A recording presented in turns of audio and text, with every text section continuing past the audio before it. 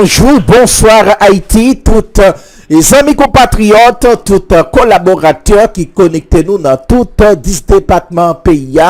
Bonjour, bonsoir à la diaspora, de façon spéciale, tous compatriotes qui suivent nous aux États-Unis, Brésil, Chili avec la République et Dominicaine. Bonjour, bonsoir fanatiques, bonjour, bonsoir internautes, tout fidèle branché plateforme ça, moins content ensemble avec nous, si vous la caillou dans travail, dans la rue, quel que soit côté ou connecté plateforme dans moins saluer, c'est yon coquin chaîne plaisir qui m'a connaît en dafokem pour nous rentrer la caillou pour nous partager avec toute nouvelle, toute information qui a bouleversé la ville pays d'Haïti ou à l'étranger. Nami Kouaz, serviteur, merci Dieu, toute équipe là à la Onbade, nous déjà motivés et mobilisés avec un staff nouvelle là, et formation yo sous pays d'Haïti. Bonjour à tous et bienvenue dans la dernière livraison du journal Infovision pour cette semaine. Au sommaire de cette édition, Levinsky Franz Désir, un jeune soldat des forces armées d'Haïti, a été assassiné hier dans la zone de Silo à Delma 33. Il aurait été abattu par des individus circulant à moto selon les premiers éléments d'information. Les habitants de Kaoufoufeu continuaient hier de déserter leur quartier tombé sous l'emprise du gang de Grand Ravine. Après une nuit cauchemardesque, des tirs ont été entendus par moments pendant toute la journée d'hier vendredi. Invité hier au bureau des affaires criminelles de la DCPJ dans le cadre d'une enquête ouverte sur le drame du 26 août 2023 à Canaran, le pasteur Marco Relzido, plus connu sous le nom de pasteur Marco, ne s'est pas présenté. Il a sollicité via son avocat le report de son audition. Pasteur Marco devait se faire accompagner de 3 autres responsables de son église. Le leader religieux ne s'était pas présenté non plus à une autre invitation du parquet de la Croix des Bouquets lundi dernier, toujours dans le cadre de ce dossier. Le directeur médical du sanatorium de Port-au-Prince, Dr Jean Ardouin, Esther Louis Scholl, tire la sonnette d'alarme sur la paralysie de cet important centre hospitalier à cause de la terreur instaurée à Carrefourfeuille par le gang de Grand Ravine. Des patients et médecins ont été contraints d'abandonner le sanatorium. Face à l'avancée du gang de Grand Ravine, les responsables de la faculté des sciences humaines ont déplacé hier les archives de l'institution dont les locaux se trouvent à l'avenue Christophe. Il y a quelques jours, une balle perdue avait atterri dans une salle de la FACH. Les cours sont suspendus. Le bureau des affaires criminelles de la DCPJ recommande l'arrestation de plusieurs autres personnes dans le cadre de l'assassinat du président Jovenel Moïse. Il s'agit entre autres de Wendell Koch-Tello, l'ancien diplomate Ashkar Joseph Pierre, Francis Alexis Sineus, Lini Balthazar, Harrison Ernest et le chef de gang Vitellum Innocent. La DCPJ avait reçu commission rogatoire de la part du juge Walter Wessier-Voltaire en charge du dossier pour approfondir l'enquête. Elle a remis son deuxième rapport au magistrat instructeur. Les États-Unis ont déporté jeudi 60 Haïtiens dans leur pays. Le gouvernement américain avait obtenu l'approbation du premier ministre haïtien Ariel Henry pour effectuer cette déportation, révèle Aïbo Post.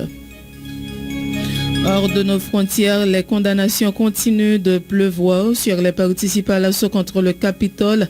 L'un des leaders du groupe d'extrême droite Proud Boys, Ethan Nodin, a été condamné hier à 18 ans de prison pour complot contre les institutions américaines, a rapporté l'AFP.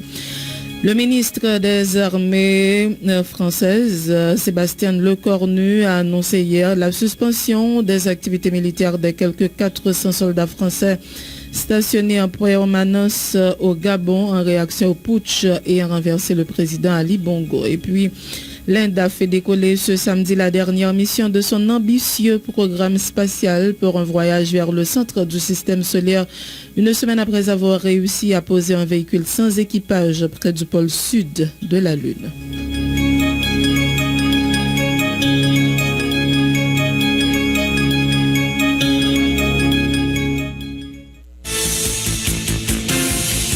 Être informé, c'est bien, mais être bien informé, c'est encore mieux. À Radio Vision 2000, l'information, c'est notre métier. L'information, c'est notre passion. Sport, culture, politique, information nationale et internationale, reportages, interviews, commentaires et analyses. Suivez l'info sur Vision 2000. En français, en créole, l'information déclinée sur tous les tons. Informer, c'est notre métier. Informer, c'est notre passion. Benjer Pierre assure les manœuvres techniques à l'antenne Marie-André Bélange. Vous suivez Infovision, le magazine matinal de Vision 2000. Bienvenue dans le développement du journal. Lovensky Franz Désir, un jeune soldat des forces armées d'Haïti, a été assassiné hier dans la zone de Silo à Delma 33. Il aurait été abattu par des individus circulant en moto selon les premiers éléments d'information. Les habitants de Carrefour-Feuille continuaient hier de déserter leur quartier tombé sous l'emprise du gang de Grand Ravine. Après une nuit cauchemardesque jeudi, des tirs ont été entendus par moments pendant toute la journée.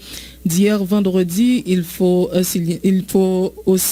souligner aussi que plusieurs cas de kidnapping ont été recensés ces derniers jours dans la capitale haïtienne. Le coordonnateur national du bloc des avocats pour la défense des prisonniers politiques, Maître Caleb Jean-Baptiste, se dit révolté par le calvaire des habitants de Carrefour-Feuille. Selon l'homme de loi, les autorités n'ont aucune volonté pour résoudre le problème de l'insécurité.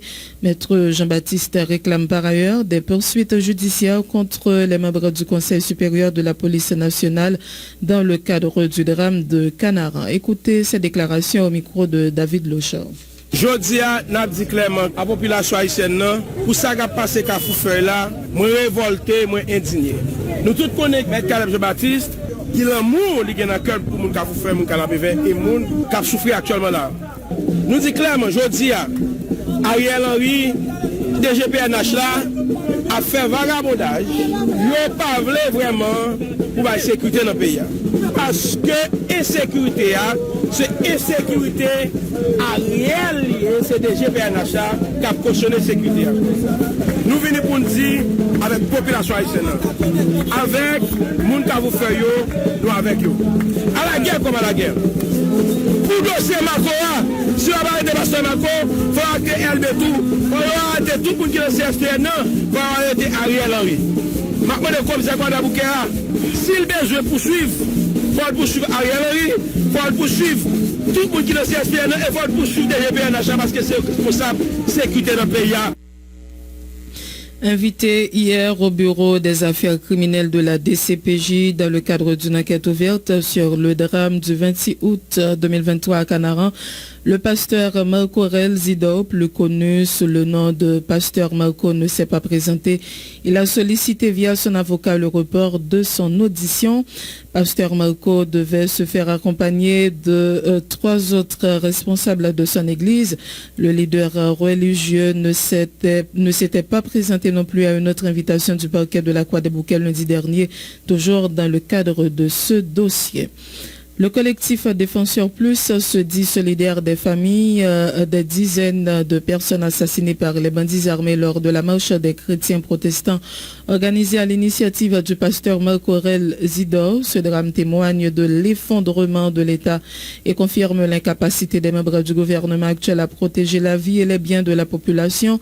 L'organisme de promotion et de défense des droits humains exige justice et réparation en faveur des victimes.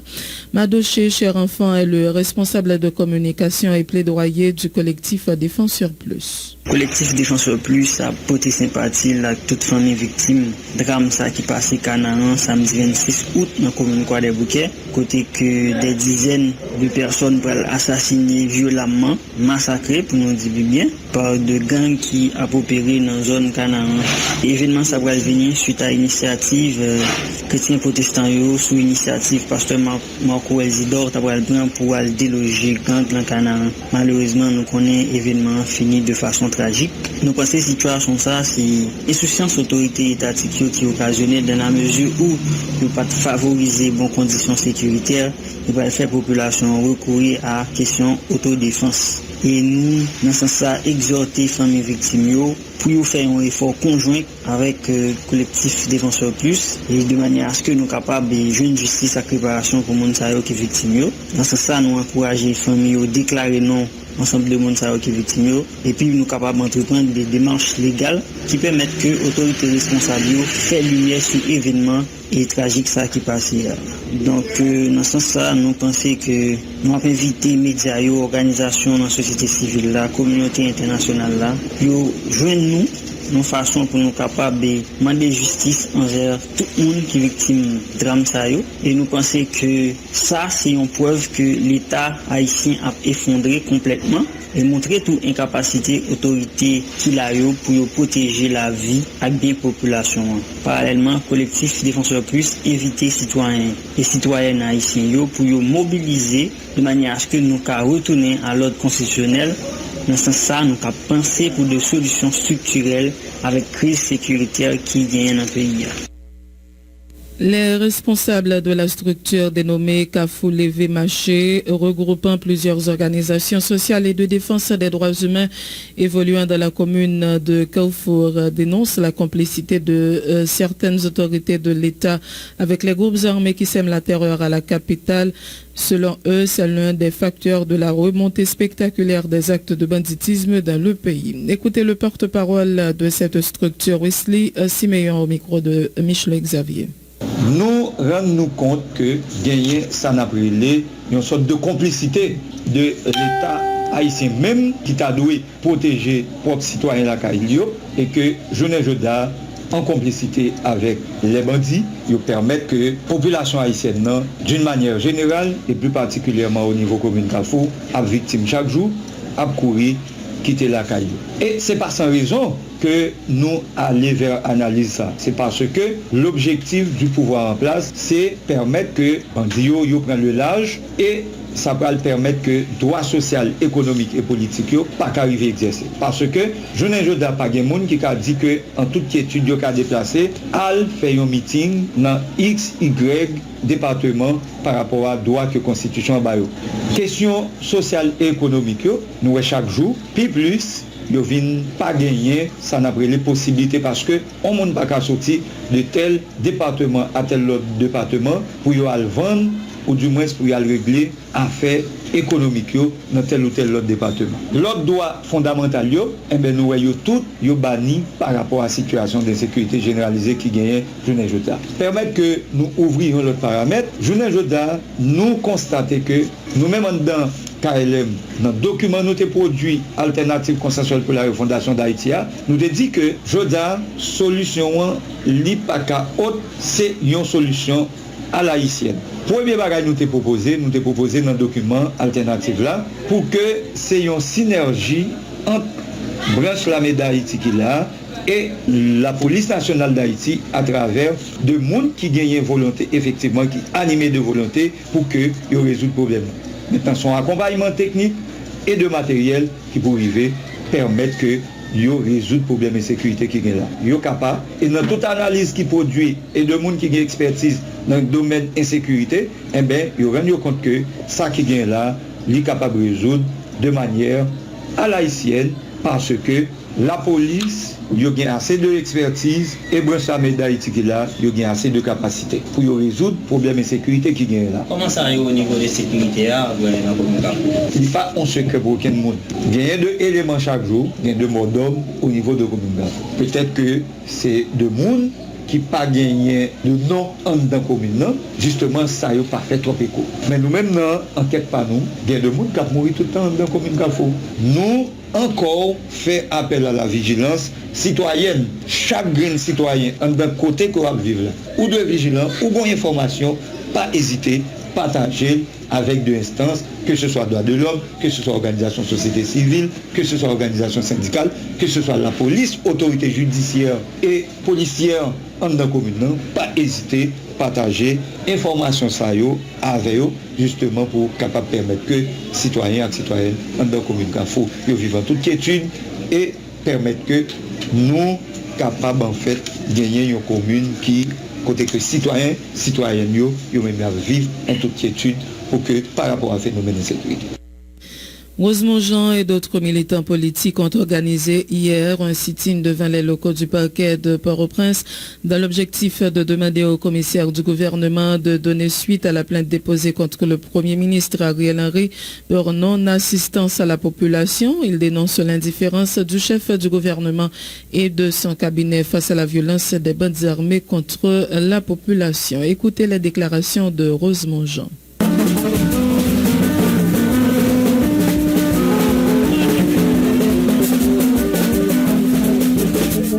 Nous là, pour nous demander au commissaire gouvernement et de Guillaume, qui ça le fait à plainte que nous déposons dans le cabinet d'instruction là contre Ariel Henry.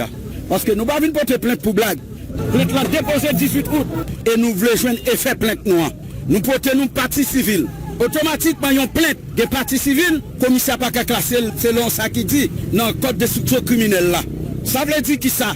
Si nous avons l'État, si nous n'avons pas de monde qui fait ça, les usurpation de titres, si ce n'est pas ton usurpateur Ariel Henry, massacre nous qui fait Canaran, il n'est pas fait. Nous avons des autorités qui prennent des décisions pour permettre de mettre la population en confiance. Comment nous comprenons? Nous gagnons un directeur général de la police. Il a une conférence, il convoqué la presse pour le capable de dire la presse.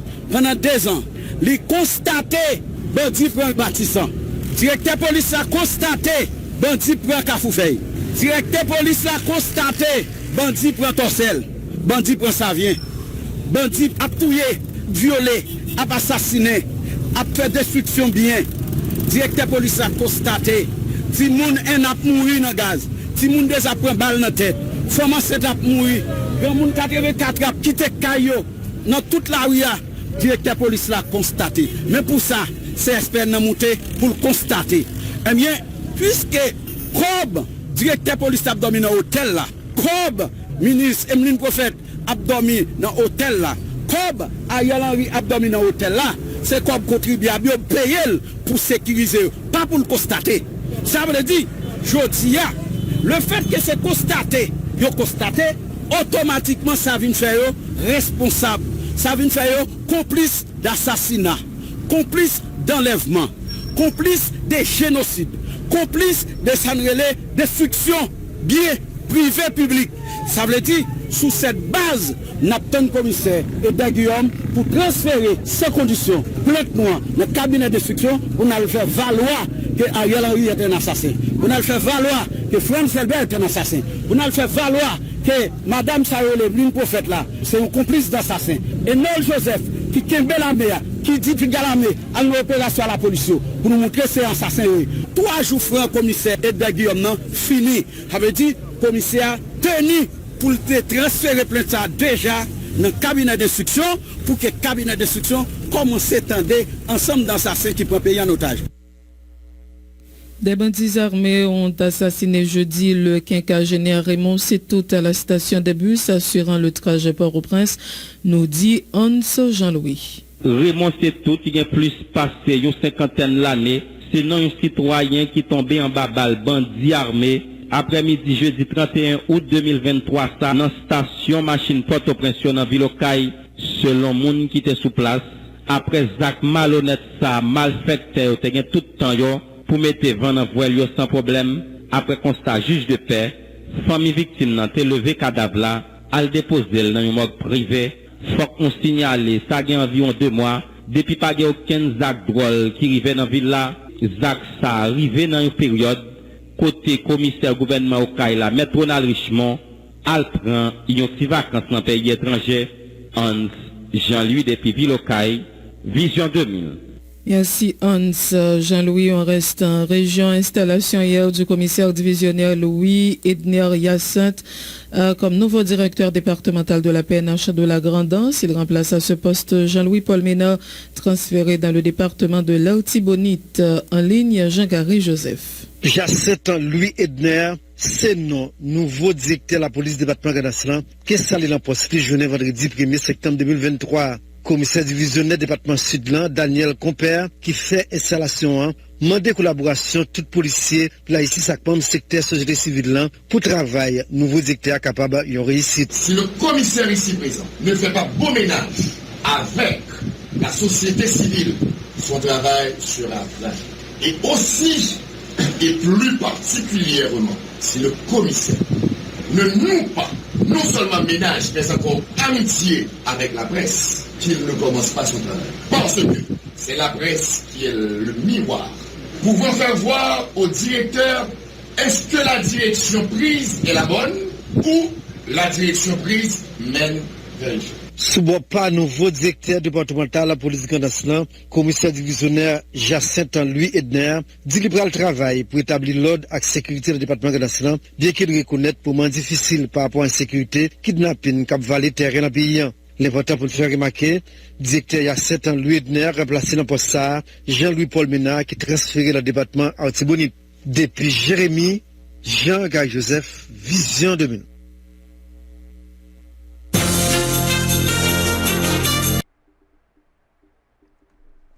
Merci, amis auditeurs. Merci à toutes les amis fanatiques qui te prennent Tiches Bayo pour être capable d'informer avec plateforme Maman Pemba, plateforme haïtienne, voilà Kai. C'était un immense et réel plaisir pour nous être capable ensemble avec pour nous présenter toute nouvelle, toute actualité qui a bouleversé la ville pays d'Haïti ou à l'étranger. Mais bien avant que nous mettions un thème définitif à édition nouvelle, ça permettez-moi et font voyager garder pour nous qui ça journal le Nouvelliste publié pour jeudi vendredi 1er septembre, premier jour dans mois septembre et 5e jour non et c'est maintenant. Les balles font fuir malades et médecins du sanatorium de Port-au-Prince. 24 centres scolaires abritent des déplacés selon une évaluation du MENFP.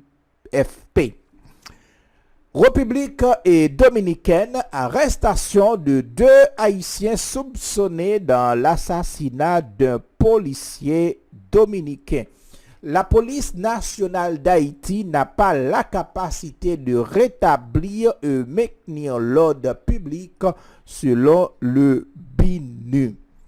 OCHA dénonce une nouvelle escalade de violence d'une extrême brutalité en Haïti. Le MENFP appelle à la protection des bâtiments, du matériel et des archives scolaires occupés par les déplacés internes. Foot, tirage au sort de la phase de groupe de la Ligue des champions.